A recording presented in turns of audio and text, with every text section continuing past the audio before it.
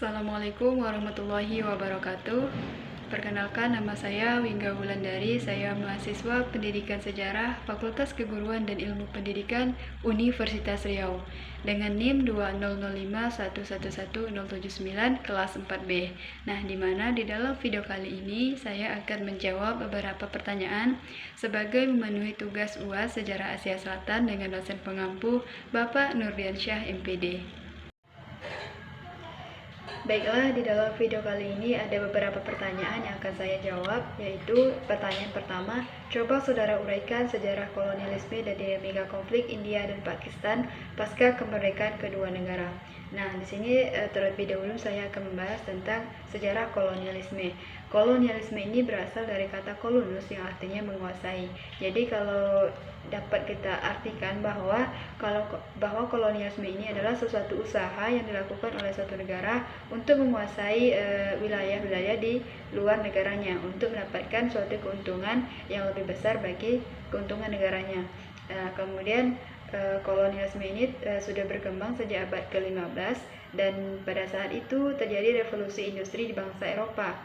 Di benua Eropa, revolusi industri berkembang kemudian menyebabkan mereka membuat kapal-kapal besar untuk berlayar menuju pulau-pulau yang ada di dunia. Misalnya mereka berlayar untuk mencari suatu keuntungan.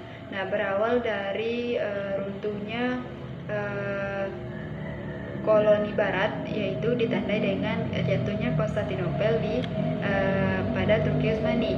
Nah, pada faktor inilah yang menyebabkan mereka untuk mencari keuntungan besar untuk menambah pemasukan perekonomian mereka. Oleh karena itulah kolonialisme ini berkembang di dunia di luar kendali manusia. Nah, kemudian dinamika konflik India-Pakistan pasca kemerdekaan. Sejak kedua negara merdeka pada tahun 1947, berbagai upaya telah dilakukan untuk menyelesaikan konflik antara dua negara ini. Nah, kemudian secara bilateral, kedua negara ini selalu melakukan upaya perdamaian melalui diplomasi dan memberikan otonomi khusus untuk wilayah Kashmir. Kemudian sejak India dan Pakistan merdeka, beberapa kali peperangan terjadi.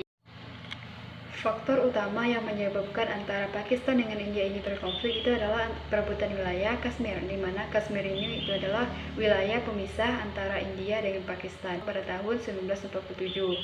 Nah, di mana konflik ini itu diawali dengan tindakan penyerangan India terhadap suku Pons dan suku Patan yang dianggap telah melakukan pemberontakan di wilayah Kashmir. Nah, kemudian terjadi lagi konflik antara Pakistan dengan India ini pada tahun 1965.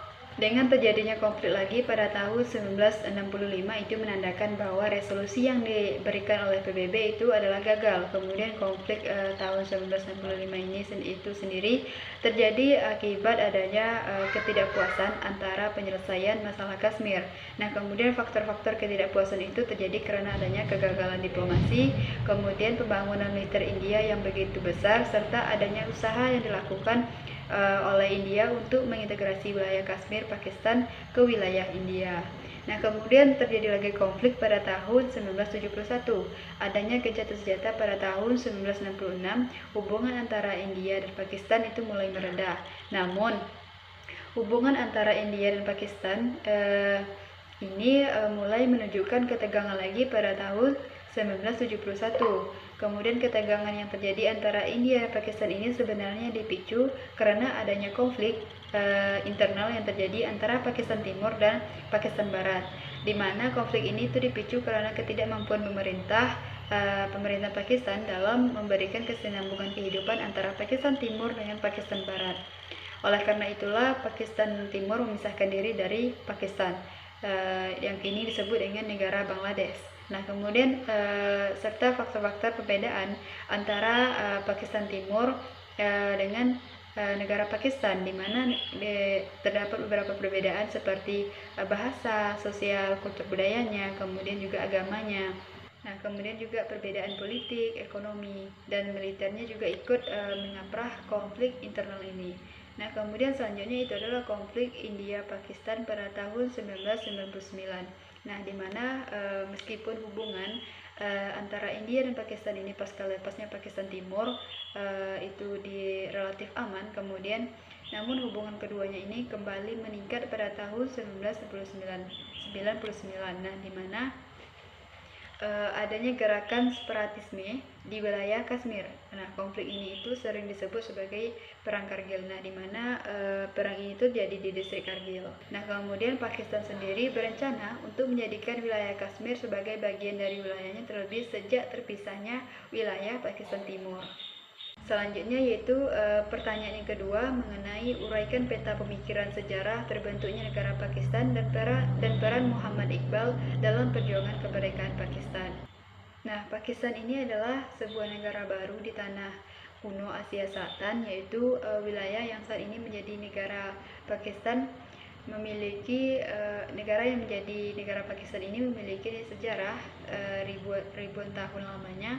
Kemudian dimulai dari peradaban Sungai Indus, di mana peradaban Sungai Indus ini masih bisa kita lihat sisa-sisa peninggalannya. Nah, kemudian negara Pakistan modern pertama kali didirikan pada tahun 1947 yang diciptakan dari daerah kekuasaan Inggris di India yang memiliki penduduk mayoritasnya Muslim. Nah, kemudian Pakistan ini adalah negara Asia Selatan yang terbesar kedua, baik itu geografisnya maupun demografisnya setelah India. Nah, kemudian luas wilayahnya mencapai 803,940 km persegi. Nah, kemudian negara Pakistan modern ini terbentuk akibat pemisahan dengan pemerintahan India pada tanggal 14 Agustus 1947. Kemudian sejak awal abad ke-19, Inggris ini mulai mendominasi wilayah tersebut dan berawal dari gerakan Sir Syed Ahmad Khan dalam bidang reformasi pendidikan dan intelektual agama serta kegigihannya untuk politik yang terpisah dan penuntutan hak-hak bagi kaum muslimin di India. Kemudian kebangkitan agamanya pun akhirnya bermunculan melalui semangat Islam, seperti gerakan Mujahidin yang dipimpin Syed Ahmad Syahid dan gerakan Deoban pimpinan Qasim yang terjadi pada tahun 1821 sampai 1880, serta Maulana Mahmud Al-Hasan pada tahun 1851 sampai 1920. Nah, selanjutnya itu adalah peran Muhammad Iqbal dalam memperjuangkan kemerdekaan Pakistan. Muhammad Iqbal ini merupakan sosok agamawan yang taat pada agamanya, kemudian serta seorang penyair sekaligus seorang filsuf atau seseorang yang memiliki ide-ide cemerlang yang menghayati mengenai tradisi-tradisi intelektual Islam dan pemikiran Barat. Kemudian Iqbal ini memiliki prinsip serta ide-ide modern seperti filsafat, biologi, dan ilmu sosial. Nah, kemudian Muhammad Iqbal ini lahir di Sialkot, suatu kota tua yang bersejarah di perbatasan Punjab Barat dan Kashmir atau Pakistan. Nah, kemudian Muhammad Iqbal ini itu merupakan sosok besar dalam khazanah kebudayaan Islam. Pemikirannya pun dikemas bentuk puisi. Kemudian Iqbal adalah seorang filsuf, pemikir cendekiawan, ahli perundangan, reformis, politikus, dan yang terutama adalah seorang penyair. Nah, di mana dalam sejarah Pakistan, Iqbal ini dikenal sebagai Bapak Pakistan dan sebagai pendiri Pakistan.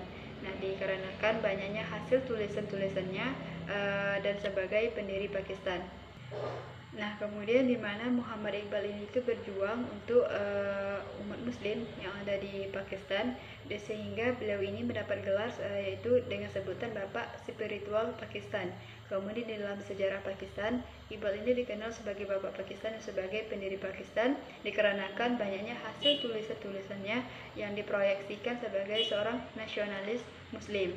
Nah, kemudian dan sementara itu karya-karya lainnya digambarkan sebagai seorang jawara dalam solidaritas agama Hindu dan Muslim. Hasrat Iqbal atau Muhammad Iqbal ini yang sangat kuat untuk mewujudkan negara Islam merdeka di bumi India itu terekam jelas dalam dokumen berupa sepucuk surat Iqbal kepada Quaid Azam Ali Jinnah. Melalui analisis panjang, Muhammad Iqbal ini akhirnya sampai pada kesimpulan bahwa sistem republik itu merupakan sistem pemerintahan yang sangat sesuai dengan Islam. Nah, di mana pendapat itu dinyatakan setelah mengilhami konsep sistem pemerintahan, baik sistem kekhalifahan yang memegang konsep kerajaan, kemudian ataupun yang mengangkat pemimpin dari seorang imam yang dianggap mendapatkan petunjuk dari Tuhan sebagaimana pemikiran syair ataukah sistem yang menggunakan pilihan rakyat sebagaimana yang dipahami oleh orang-orang. Pertanyaan selanjutnya itu pertanyaan nomor 3, yaitu coba saudara menganalisis bagaimana proses peristiwa terbentuknya negara Bangladesh.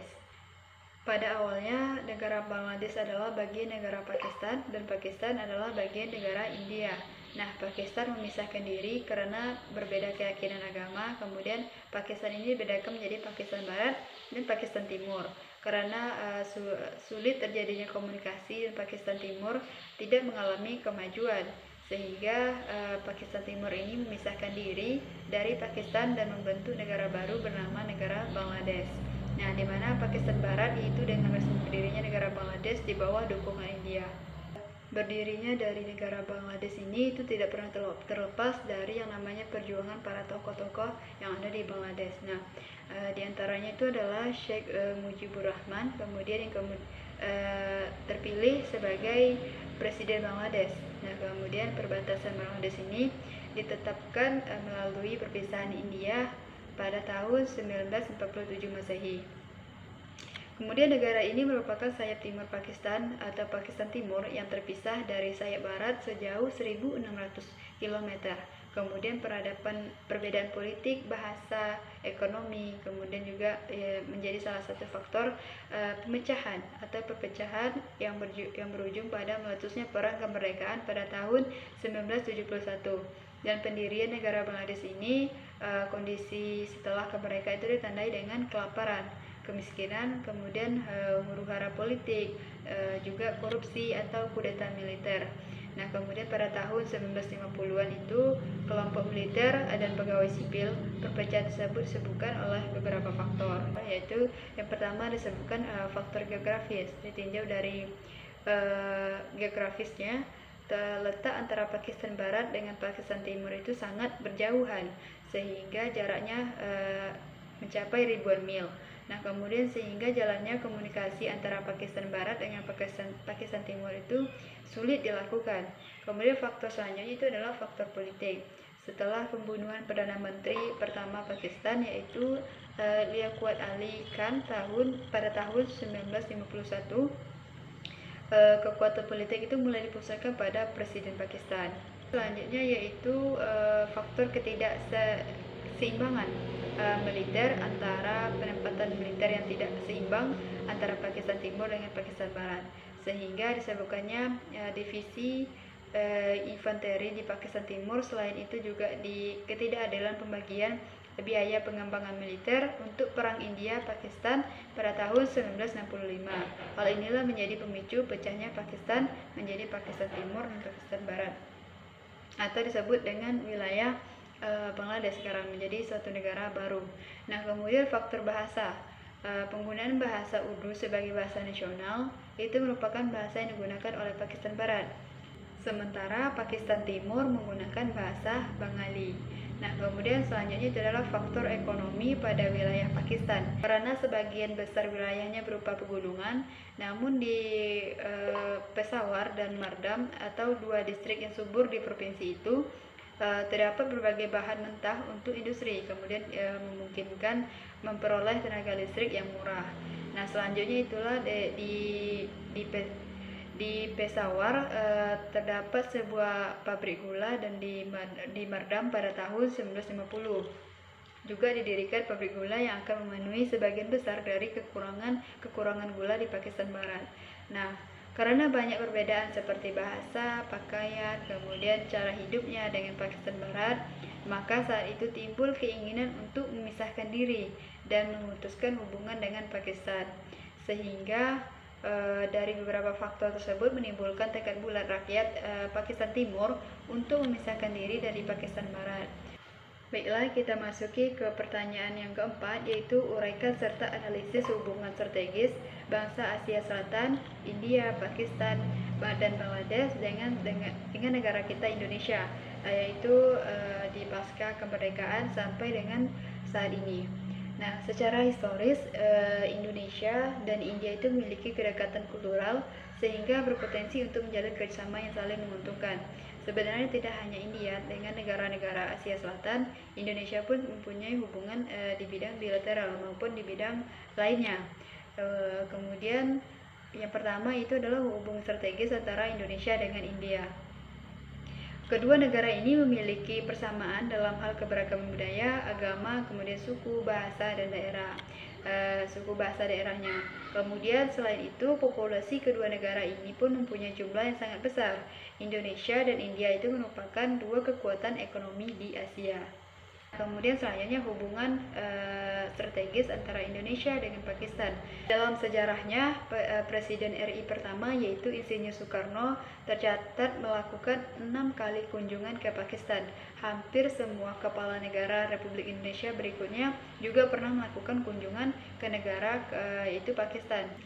Nah, kemudian sebagai perwakilan diplomatik Republik Indonesia di Pakistan, sasaran strategis KBRI Islamabad adalah meningkatkan hubungan perdagangan bilateral agar dapat berkontribusi bagi pembangunan Indonesia.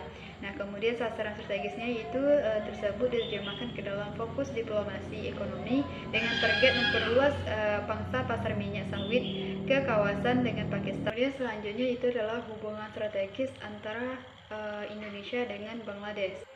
Lamanya terjalinnya hubungan antara Indonesia dengan Bangladesh ini selama 49 tahun. Kemudian kerjasama keduanya negara ini terfokus pada penguatan serta peningkatan diplomasi ekonomi. Nah, kemudian Bangladesh ini merupakan mitra dagang penyumbang surplus kedua terbesar Indonesia di kawasan Asia Selatan setelah India, di mana minyak kelapa sawit sebagai komoditas ekspor utama Republik Indonesia ke Bangladesh. Yang terakhir itu coba saudara analisis dinamika konflik sengketa wilayah Kashmir yang dilihat dari konflik masa lampau. Sejak kolonial Inggris memisahkan kedua wilayah ini, benturan kepentingan atas penguasaan wilayah Kashmir ini menjelma menjadi sebuah konflik besar antar negara.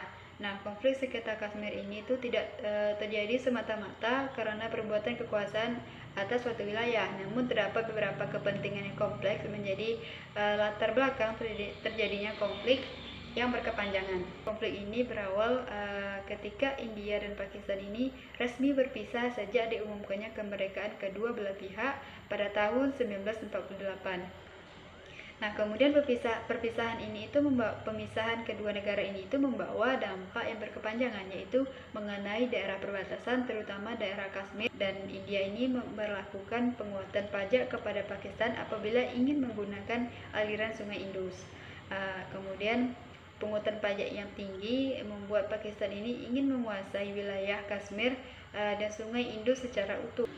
Pergolakan semakin memuncak ketika pada tahun 1990, pemerintahan India ini mengerahkan pasukannya di Kashmir dalam rangka menanggulangi pemberontakan di Kashmir. Baiklah, itulah tadi beberapa jawaban untuk menjawab beberapa pertanyaan sebagai tugas UAS mata kuliah Sejarah Asia Selatan. Apabila ada kesalahan, saya mohon maaf. Saya akhiri. Assalamualaikum warahmatullahi wabarakatuh.